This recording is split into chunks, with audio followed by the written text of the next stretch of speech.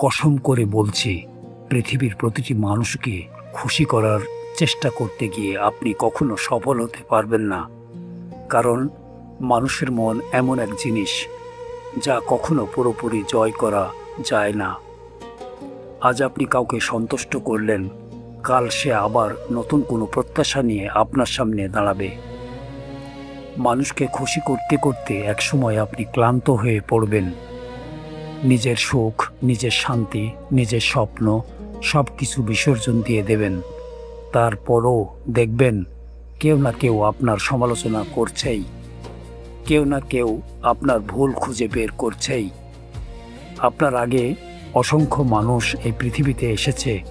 তারা চেয়েছিল সবাইকে খুশি রাখতে, তারা চেয়েছিল সবাই তাদের প্রশংসা করুক, কিন্তু ইতিহাস সাক্ষী কেউই সেটা পারেনি। তাই আপনিও পারবেন না। এমনকি আপনার সবচেয়ে প্রিয় মানুষদেরও আপনি সবসময় সন্তুষ্ট রাখতে পারবেন না। মা বাবা, স্ত্রী, সন্তান কিংবা বন্ধু, কোনো মানুষের প্রত্যাশাই পুরোপুরি পূরণ করা সম্ভব নয়। কারণ মানুষ অপূর্ণ আর মানুষের চাওয়াও সীমাহীন। কিন্তু যদি আপনি একজনের সন্তুষ্টি অর্জনের চেষ্টা করেন, তাহলে আপনার জীবন বদলে যেতে পারে। যদি আপনি আল্লাহর সন্তুষ্টির জন্য বাঁচতে শুরু করেন, তাহলে আপনার প্রতিটি কাজের অর্থ তৈরি হবে। আল্লাহকে খুশি করার চেষ্টা কখনো বৃথা যায় না, কারণ তিনি মানুষের মতো অকৃতজ্ঞ নন। তিনি মানুষের মতো ভুলে যান না। তিনি মানুষের মতো প্রতিদান আটকে রাখেন না।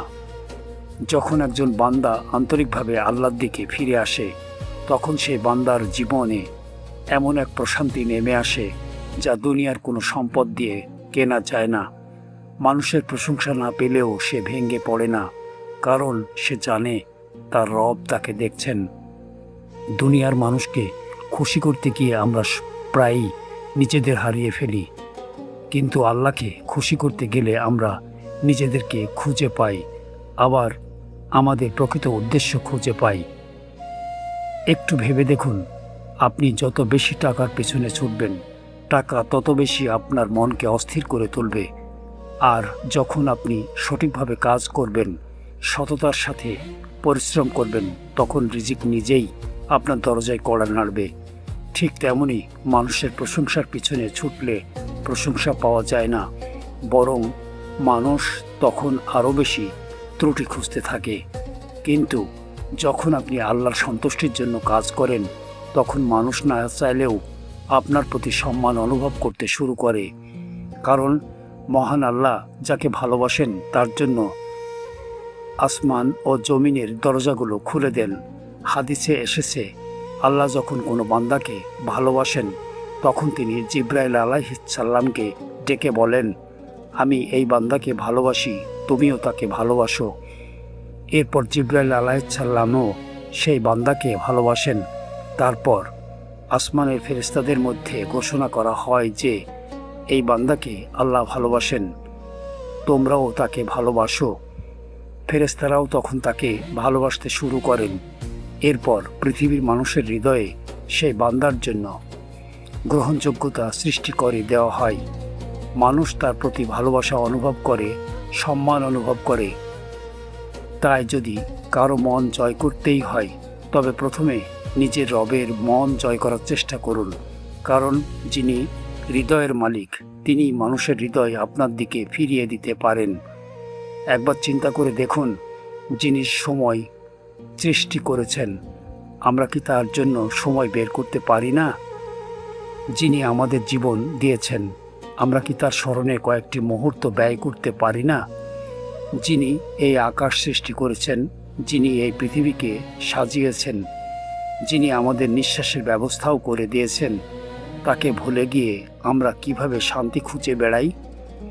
আমরা কাজের অজুহাতে আল্লাহকে ভুলে যাই, ব্যস্ততার অজুহাতে নামাজ পিছিয়ে দেই, ক্লান্তির অজুহাতে কোরআন থেকে দূরে থাকি। অথচ আমরা ভুলে যাই এই কাজ করার শক্তিটুকুও আল্লাহ দিয়েছেন। যদি আমরা আমাদের রবকে ভুলে না যাই, তাহলে তিনি কখনো আমাদের ভুলে যাবেন না। যদি আমরা তার দিকে এক কদম এগিয়ে যাই, তিনি আমাদের দিকে বহুগুণ বেশি রহমত নিয়ে এগিয়ে আসেন। জীবনের প্রতিটি সিদ্ধান্তে যদি আল্লাহ সন্তুষ্টিকে অগ্রাধিকার দেন, তাহলে ক্ষতির মধ্যেও কল্যাণ খুঁজে পাবেন, কষ্টের মধ্যেও শান্তি খুঁজে পাবেন, পরীক্ষার মধ্যেও আশা খুঁজে পাবেন।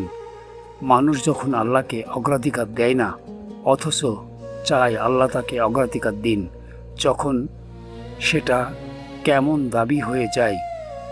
একবার ভেবে দেখেছেন, আপনি যদি আপনার প্রিয় মানুষকে গুরুত্ব না দেন, তাহলে সেও একসময় আপনাকে গুরুত্ব দেওয়ার কমিয়ে দেয়। এটা মানবিক স্বভাব। তাহলে যিনি সমস্ত ভালোবাসার উৎস, তাকে উপেক্ষা করে আমরা কিভাবে তার অসীম অনুগ্রহের আশা করি? আমরা ভুল করি, বারবার ভুল করি, আমরা অবহেলা করি, বারবার অবহেলা করি, কিন্তু তবুও আল্লাহ আমাদের রিজিক বন্ধ করে দেন না, আমাদের নিঃশ্বাস বন্ধ করে দেন না, আমাদের জন্য রহমতের দরজা বন্ধ করে দেন না। এই পৃথিবীর কোনো মানুষ হলে হয়তো অনেক আগেই মুখ ফিরিয়ে নিত, কিন্তু আমাদের রব এমন নন। তিনি ক্ষমা করতে ভালোবাসেন, তিনি ফিরে আসা বান্দাকে ভালোবাসেন, তিনি তওবাকারীদের ভালোবাসেন। আর সেই কারণেই আজও সুযোগ আছে, আজও সময় আছে, আজও আমরা চাইলে নতুনভাবে শুরু করতে পারি। প্রিয় দর্শক, একটি বিষয় কখনো ভুলে যাবেন না, আমাদের সবচেয়ে বড় শত্রু দৃশ্যমান নয়। সে আমাদের সামনে দাঁড়িয়ে আক্রমণ করে না, বরং সে আমাদের চিন্তার মধ্যে প্রবেশ করে, আমাদের হৃদয়ের ভেতরে সন্দেহ সৃষ্টি করে, আমাদের মনকে দুর্বল করে দেয়। শয়তান আল্লাহর কাছে ঘোষণা করেছিল যে সে আদম সন্তানের পেছনে লেগেই থাকবে। সে তাদের সঠিক পথ থেকে সরিয়ে দেওয়ার চেষ্টা করবে, ডান দিক থেকে, বাম দিক থেকে, সামনে থেকে, পেছন থেকে, যেভাবেই হোক মানুষকে বিভ্রান্ত করার চেষ্টা করবে। আজ যদি আমরা নিজেদের জীবনের দিকে তাকাই, তাহলে বুঝতে পারবো সেই চ্যালেঞ্জ এখনও চলমান, কারণ আমাদের অধিকাংশ অভিযোগের শেষ নেই। আমরা যা পেয়েছি তার চেয়ে যা পাইনি সেটাই বেশি মনে রাখি। আল্লাহ আমাদের সুস্থতা দিয়েছেন, খাবার দিয়েছেন, পরিবার দিয়েছেন, আশ্রয় দিয়েছেন, তবুও আমরা প্রায়ই অভিযোগ করি, এটা নেই, ওটা নেই, জীবনটা ভালো না, মানুষ ভালো না, পরিবেশ ভালো না।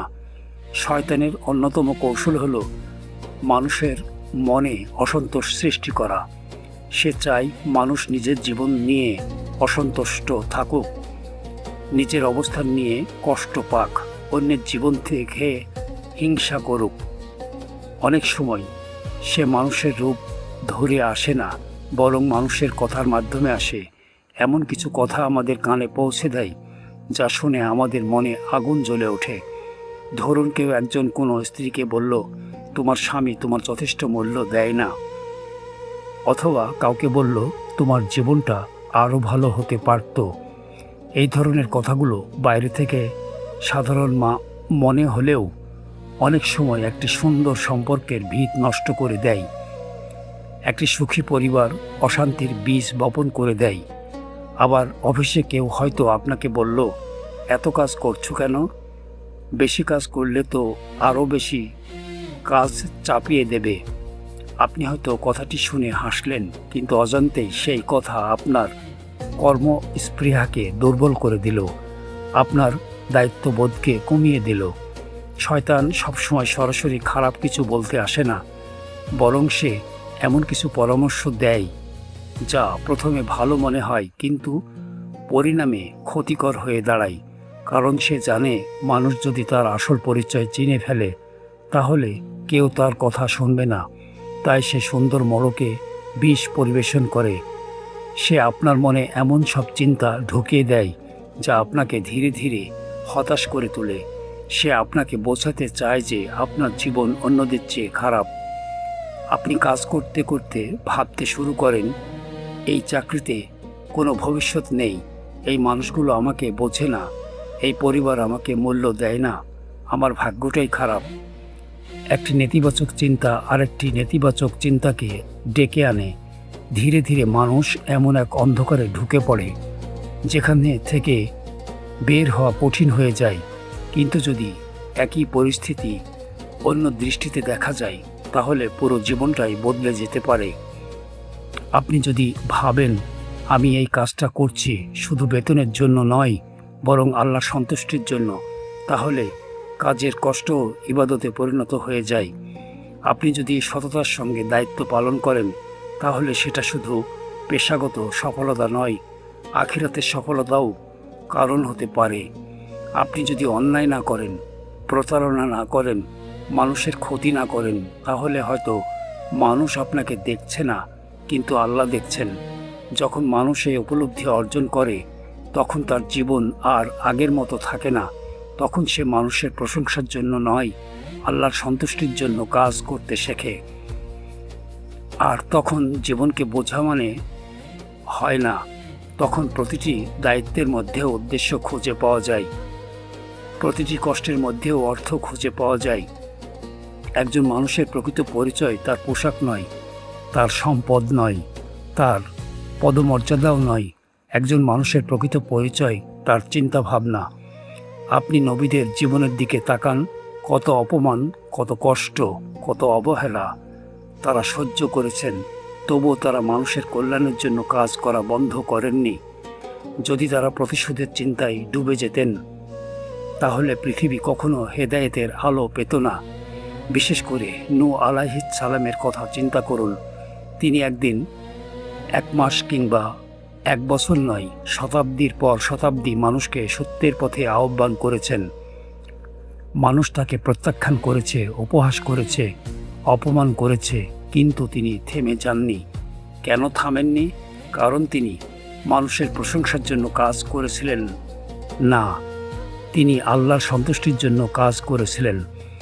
যখন একজন মানুষ তার কাজের উদ্দেশ্য আল্লাহকে বানায়, তখন সে সহজে ভেঙে পড়ে না, সে সহজে হতাশ হয় না, সে সহজে হাল ছেড়ে দেয় না। আজ আমরা সামান্য সমালোচনা শুনেই কষ্ট পাই, সামান্য অবহেলা দেখেই মন খারাপ করি, সামান্য ব্যর্থতাতেই পথ হারিয়ে ফেলি। কিন্তু নবীদের জীবনে আমাদের শেখায়, ধৈর্যই হলো সফলতার সবচেয়ে শক্তিশালী হাতিয়ার। যে ধৈর্য ধরে সে একদিন ফল পায়। যে আল্লাহর উপর ভরসা করে সে কখনো একা থাকে না। তাই জীবনের প্রতিটি কঠিন মুহূর্তে মনে রাখুন, মানুষের সন্তুষ্ট ক্ষণস্থায়ী, কিন্তু আল্লাহর সন্তুষ্টি চিরস্থায়ী। আর যে ব্যক্তি আল্লাহর সন্তুষ্টিকে জীবনের লক্ষ্য বানিয়ে নেয়, তার জন্য দুনিয়ার কষ্টও একসময় রহমতে পরিণত হয়। প্রিয় ভাই ও বোনেরা, যদি আমরা সত্যিই নবীদের অনুসারী হতে চাই, তাহলে শুধু মুখে তাদের ভালোবাসার কথা বললেই হবে না, আমাদের জীবনের মধ্যেও তাদের আদর্শের প্রতিফলন ঘটাতে হবে। আমরা প্রায়ই বলি আমরা আদম আলাইহিস সালামের সন্তান, আমরা নূহ আলাইহিস সালামের উত্তরসূরি, আমরা ইব্রাহিম আলাইহিস সালামের উম্মত, আমরা মুহাম্মদ সাল্লাল্লাহু আলাইহি ওয়াসাল্লামের অনুসারী। কিন্তু প্রশ্ন হলো, আমাদের জীবনযাত্রার সঙ্গে তাদের জীবনের কতটা মিল আছে? তারা ছিলেন ধৈর্যের প্রতীক, আর আমরা সামান্য সমস্যাতেই ভেঙে পড়ি। তারা ছিলেন আল্লাহর উপর ভরসাকারী, আর আমরা সামান্য বিপদেই হতাশ হয়ে যাই। তারা মানুষের কষ্টে কাঁদতেন, আর আমরা অনেক সময় শুধু নিজের কষ্ট নিয়েই ব্যস্ত থাকি। তারা আল্লাহর সন্তুষ্টিকে জীবনের একমাত্র লক্ষ্য বানিয়েছিলেন, আর আমরা অনেক সময় মানুষের প্রশংসাকে সফলতা মনে করি। একবার চিন্তা করুন, যদি নবীরা মানুষের কথাকে বেশি গুরুত্ব দিতেন, তাহলে কি তারা তাদের দায়িত্ব পালন করতে পারতেন? যদি নূহ আলাইহিস সালাম মানুষের উপহাস শুনে দাওয়াত বন্ধ করে দিতেন, তাহলে ইতিহাস অন্যরকম হয়ে যেত। যদি ইব্রাহিম আলাইহিস সালাম আগুনের ভয়ে সত্য বলা ছেড়ে দিতেন, তাহলে তাওহীদের আলো পৃথিবীতে ছড়িয়ে পড়তো না। যদি আমাদের প্রিয় নবী মুহাম্মদ সাল্লাল্লাহু আলাইহি ওয়াসাল্লাম মক্কার নির্যাতনের কাছে হার মেনে যেতেন, তাহলে আমরা আজ ইসলামের আলো পেতাম না। তাই যারা সত্যের পথ চলতে চায়, তাদের জন্য ধৈর্যের কোনো বিকল্প নেই, কারণ ধৈর্য ছাড়া বড় কোনো সফলতা অর্জন করা সম্ভব নয়। একজন মুমিনের শক্তি তার শরীরে নয়, তার ইমানে, তার সম্পদে নয়, তার বিশ্বাসে, তার পরিচয়, তার পদমর্যাদায় নয়, বরং তার চরিত্রে। আর এই চরিত্রে গড়ে ওঠে তখনই যখন একজন মানুষ আল্লাহকে ভয় করে এবং নিজের দায়িত্বকে গুরুত্ব দেয়। এখন আমি আপনাদের এমন একজন মহান ব্যক্তির কথা বলবো যার নাম শুনলে আজও পৃথিবীর ইতিহাস শ্রদ্ধায় মাথা নত করে। তিনি ছিলেন ন্যায় বিচারের প্রতীক। তিনি ছিলেন দায়িত্ববোধের এক উজ্জ্বল উদাহরণ। তিনি ছিলেন ইসলামের দ্বিতীয় খলিফা হজরত উমর ইবনে খাত্তাব রাদিয়াল্লাহু তাআলা আনহু। একদিন প্রচণ্ড গরমের সময় একজন সাহাবী দূর থেকে দেখলেন একজন বৃদ্ধ ব্যক্তি মরুভূমির পথে কয়েকটি উট নিয়ে হাঁটছেন। সূর্যের উত্তাপে চারপাশে যেন জ্বলছে। এমন পরিস্থিতিতে বাইরে দাঁড়িয়ে থাকাও কঠিন, কিন্তু সেই ব্যক্তি ধীরে ধীরে উটগুলো নিয়ে এগিয়ে যাচ্ছেন। প্রথমে তিনি বিষয়টিকে সাধারণ ঘটনা মনে করেছিলেন, কিন্তু কাছে গিয়ে তিনি বিস্মিত হয়ে গেলেন, কারণ যাকে তিনি দেখলেন তিনি আর কেউ নন, আমিরুল মুমিনিন হজরত উমর রাদিয়াল্লাহু তাআলা আনহু। তিনি অবাক হয়ে জিজ্ঞাসা করলেন, হে আমিরুল মুমিনিন, আপনি এই তীব্র গরমে এখানে কি করছেন? হজরত উমর রাদিয়াল্লাহু তাআলা আনহু শান্ত কণ্ঠে উত্তর দিলেন, বাইতুল মালের কিছু উট হারিয়ে গিয়েছিল, আমি সেগুলো খুঁজতে বের হয়েছিলাম, এখন সেগুলো নিয়ে ফিরে যাচ্ছি। সাহাবী আরও বিস্মিত হলেন। তিনি বললেন, এই কাজ কি অন্য কাউকে দিয়ে করানো যেত না? আপনি নিজে কেন এত কষ্ট করলেন? তখন ওমর রাদিয়াল্লাহু তাআলা আনহু এমন একটি কথা বললেন যা ইতিহাসের পাতায় স্বর্ণাক্ষরে লেখা আছে।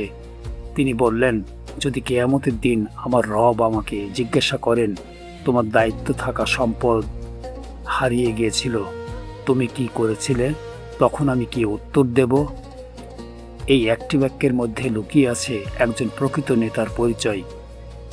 তিনি ক্ষমতাকে সম্মানের আসন হিসেবে দেখেননি, তিনি ক্ষমতাকে দায়িত্ব হিসেবে দেখেছিলেন। আজ আমরা অনেক সময় ছোট ছোট দায়িত্বও এড়িয়ে যেতে চাই। আমরা চাই অন্য কেউ কাজটি করে দিক, আমরা চাই দায়িত্বের বোঝা অন্যের কাঁধে চাপিয়ে দিতে। কিন্তু একজন মুমিন জানে প্রতিটি দায়িত্বের জন্য একদিন তাকে আল্লাহর সামনে জবাবদিহি করতে হবে। হযরত ওমর রাদিয়াল্লাহু তাআলা আনহুর জীবনে এই অনুভূতি এতটাই গভীর ছিল যে তিনি ভয় পেতেন কোনো প্রাণীও যদি তার অবহেলার কারণে কষ্ট পায়, তাহলে আল্লাহ তাকে জিজ্ঞাসা করবেন। ভাবুন তো, এমন একজন শাসকের অধীনে একটি জাতি কতটা উন্নত হতে পারে। তিনি মানুষের প্রশংসার জন্য কাজ করতেন না, তিনি নিজের ভাবমূর্তি রক্ষার জন্যও কাজ করতেন না। তিনি কাজ করতেন শুধু এই কারণে যেন তার রব তার উপর সন্তুষ্ট থাকেন। আর এখানেই একজন সাধারণ মানুষের সঙ্গে একজন মহান মানুষের পার্থক্য। সাধারণ মানুষ ভাবে মানুষ আমাকে কি বলবে, মহান মানুষ ভাবে আল্লাহ আমার সম্পর্কে কি ভাববেন। সাধারণ মানুষ দুনিয়ার বিচারের ভয় পায়, মহান মানুষ আখিরাতের বিচারের জন্য প্রস্তুতি নেয়। তাই আমাদেরও নিজেদের জীবনে এই দায়িত্ববোধ তৈরি করতে হবে। আমাদেরও নিজেদের কাজকে আমানত মনে করতে হবে, কারণ আমরা যে অবস্থানেই থাকি না কেন, শিক্ষক, ছাত্র, কর্মচারী, ব্যবসায়ী কিংবা অভিভাবক, প্রত্যেকের কাঁধেই একটি না একটি দায়িত্ব রয়েছে। আর যে ব্যক্তি তার দায়িত্বকে ইবাদত মনে করে পালন করে, আল্লাহ তাকে কখনো ব্যর্থ হতে দেন না। মনে রাখবেন, মানুষের চোখকে ফাঁকি দেওয়া সহজ হতে পারে, কিন্তু আল্লাহর জ্ঞান ও দৃষ্টির বাইরে কিছুই নয়। তাই মানুষের সন্তুষ্টির জন্য নয়, আল্লাহর সন্তুষ্টির জন্য বাঁচুন। মানুষের প্রশংসা পাওয়ার জন্য নয়, আল্লাহর সন্তুষ্টি অর্জনের জন্য কাজ করুন।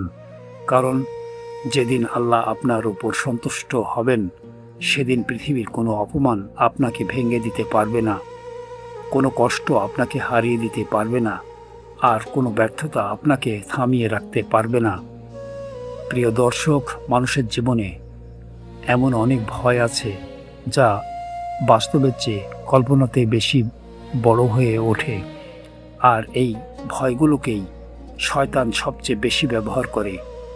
যে মানুষের মনে বারবার ফিসফিস করে বলে, যদি চাকরিটা চলে যায়, যদি ব্যবসায় ক্ষতি হয়, যদি মানুষ তোমাকে অপছন্দ করে, যদি সবাই তোমার বিরুদ্ধে চলে যায়, এই ভয়গুলো ধীরে ধীরে মানুষকে দুর্বল করে ফেলে। মানুষ তখন সত্যের চেয়ে সুবিধাকে বেশি গুরুত্ব দিতে শুরু করে, ন্যায়ের চেয়ে নিজের স্বার্থকে বড় মনে করতে শুরু করে। অনেক সময় আমরা মানুষের মন জয় করার জন্য এমন কিছু করি যা আমাদের করা উচিত নয়। আমরা সত্য গোপন করি, অন্যায়ের প্রতিবাদ করি না, ভুলকে সমর্থন করি শুধু এই কারণে যে কেউ যেন অসন্তুষ্ট না হয়। কিন্তু একটি বিষয় মনে রাখবেন, যে মানুষকে খুশি করার জন্য আল্লাহকে অসন্তুষ্ট করে, সে শেষ পর্যন্ত কাউকেই খুশি করতে বা রাখতে পারে না।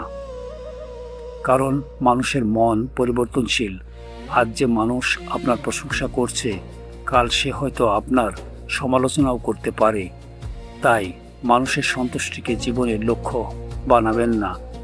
আপনার লক্ষ্য হোক আল্লাহর সন্তুষ্টি। শয়তান আরেকটি বড় অস্ত্র ব্যবহার করে, অলসতা। সে কখনো আপনাকে সরাসরি বলে না যে নামাজ পড়ো না, বরং বলে আরও একটু পরে পড়বে। সে কখনো বলে না যে ভালো কাজ করো না, বরং বলে আজ না, কাল থেকে শুরু করো। সে কখনো বলে না যে কুরআন পড়ো না, বরং বলে আজ খুব ব্যস্ত, কাল থেকে নিয়মিত পড়বে। এভাবে আজ নয় কাল বলতে বলতে অনেক মানুষের জীবন শেষ হয়ে যায়, অনেক স্বপ্ন অপূর্ণ থেকে যায়, অনেক ভালো কাজ শুরুই হয় না। মনে রাখবেন, সময় পৃথিবীর সবচেয়ে মূল্যবান সম্পদ। হারানো টাকা ফিরে পাওয়া যায়, হারানো সম্পদ আবার অর্জন করা যায়, কিন্তু হারানো সময় কোনো দিন ফিরে আসে না। এই কারণে সফল মানুষরা সময়কে সম্মান করে, আর একজন মুমিন সময়কে শুধু সফলতার জন্য নয়, আখিরাতের প্রস্তুতির জন্যও মূল্যবান মনে করে। নবী করিম সাল্লাল্লাহু আলাইহি ওয়াসাল্লাম আমাদের শিখিয়েছেন আমানত রক্ষা করতে। আমানত শুধু টাকা পয়সা নয়, আপনার দায়িত্বও একটি আমানত, আপনার সময়ও একটি আমানত, আপনার প্রতিভাও একটি আমানত, আপনার পরিবারও একটি আমানত। আল্লাহ আপনাকে যা দিয়েছেন তার প্রতিটির ব্যাপারে একদিন প্রশ্ন করা হবে। তাই নিজের কাজকে হালকাভাবে নেবেন না। আপনি ছাত্র হলে আপনার পড়াশোনা একটি আমানত, আপনি শিক্ষক হলে আপনার শিক্ষা দেওয়া একটি আমানত, আপনি ব্যবসায়ী হলে আপনার সততা একটি আমানত, আপনি কর্মচারী হলে আপনার দায়িত্ব পালন একটি আমানত। আর যখন মানুষ এই আমানতের গুরুত্ব উপলব্ধি করে, তখন তার জীবন বদলে যেতে শুরু করে। তখন সে অন্যের দিকে তাকিয়ে সময় নষ্ট করে না। কে কি বলল, কে কি ভাবলো, কে আপনাকে পছন্দ করলো, কে করলো না, এসব বিষয় তার কাছে গুরুত্ব হারিয়ে ফেলে। কারণ সে জানে একদিন তাকে মানুষের সামনে নয়, আল্লাহর সামনে দাঁড়াতে হবে। প্রিয় দর্শক, পৃথিবীর ইতিহাসে যত মহান মানুষ এসেছেন, তাদের সবার মধ্যে একটি বিষয় ছিল অভিন্ন। তারা দুনিয়াকে তাদের হৃদয়ের মধ্যে স্থান দেননি। তারা দুনিয়াকে হাতে রেখেছেন, কিন্তু হৃদয়ে রেখেছেন আল্লাহকে। তাদের জীবনে কাজ ছিল, দায়িত্ব ছিল, সংগ্রাম ছিল, কিন্তু সেই সব কিছুর কেন্দ্রবিন্দুতে ছিলেন আল্লাহ। দাউদ আলাইহিস সালামের জীবনের দিকে তাকান। তিনি ছিলেন একজন নবী, একজন শাসক, একজন নেতা। এত দায়িত্বের পরও তিনি তার সময়কে সুশৃঙ্খলভাবে ভাগ করে নিতেন। তিনি জানতেন আল্লাহর সঙ্গে সম্পর্ক ঠিক না থাকলে জীবনের কোনো সম্পর্ক সত্যিকার অর্থে সুন্দর হয় না। আজ আমরা জীবনের অনেক সমস্যার সমাধান খুঁজি মানুষের কাছে, দুনিয়ার কাছে, বিভিন্ন উপায়ে। অথচ আমরা অনেক সময় ভুলে যাই সমস্যার সমাধানের আসল মালিক আল্লাহ। যিনি আপনাকে সৃষ্টি করেছেন, তিনি আপনার সমস্যার সমাধান করতে সক্ষম। যিনি আপনাকে রিজিক দেন, তিনি আপনার অভাব দূর করতে পারেন। যিনি আপনার হৃদয় সৃষ্টি করেছেন, তিনি আপনার হৃদয়ে শান্তি দান করতে পারেন। তাই যখনই আপনি দুর্বল বোধ করবেন, আল্লাহর দিকে ফিরে যান। যখন আপনি হতাশ হবেন, আল্লাহর দিকে ফিরে যান। যখনই আপনি একা অনুভব করবেন, আল্লাহর দিকে ফিরে যান।